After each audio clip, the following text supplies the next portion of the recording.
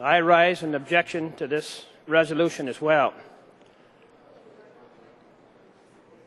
I don't think it would be considered unusual when we see the division in this chamber that a resolution would come from that side of the aisle regarding this issue.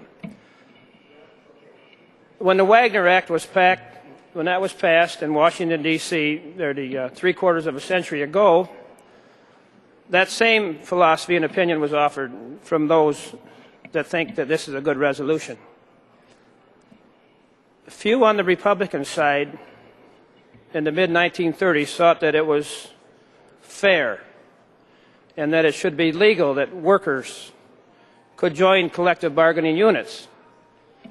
So some, even though they've seen the riches that have been provided to the middle class and the amenities that have been afforded middle-class families, it wouldn't be unusual that they haven't changed their philosophy in three-quarters of a century. Few would argue the fact that those that joined the middle class rose in the ranks because of collective bargaining unit agreements. Now, there's been an awful lot of blame put on collective bargaining units the last few decades. But also there's quite a bit of evidence that as collective bargaining units have met their demise, so has the middle class.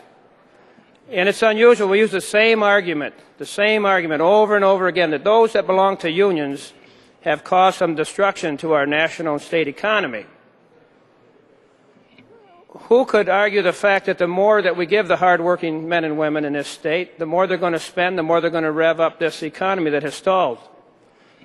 But how could anyone be small-minded enough to think, when only about 11% of working men and women belong to unions, that that small percentage of union membership has caused the destruction of the state and national economy? There's a preponderance of evidence that shows that unions have offered fairness, where we don't work our men and women in this state at an unusual rate of time and a lower amount of money. I think we should be proud that we are not a right-to-work state.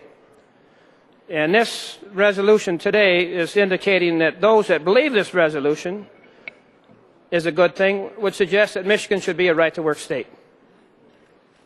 So I think that we should vote this down and read some more history about what unions have offered our country and our state. In my town, Flint, Michigan, in 36 and 37, there was a strike to authorize the right for people to unionize so that they wouldn't be put in scandalous working conditions, and they'd have more opportunities for fair pay and the right for a multitude of voices rather than a singular voice. A singular voice could always be compromised with the fact of losing their job if they spoke out against the corporation or the company that they worked for. So I think this is just another attempt, another step to make Michigan a right-to-work state. Now, I'd rather live with the conditions and quality of life that we have up here than those that have right-to-work conditions in their states. So I think we should all vote this down. A Republican president said it would be foolish. It'd be foolish.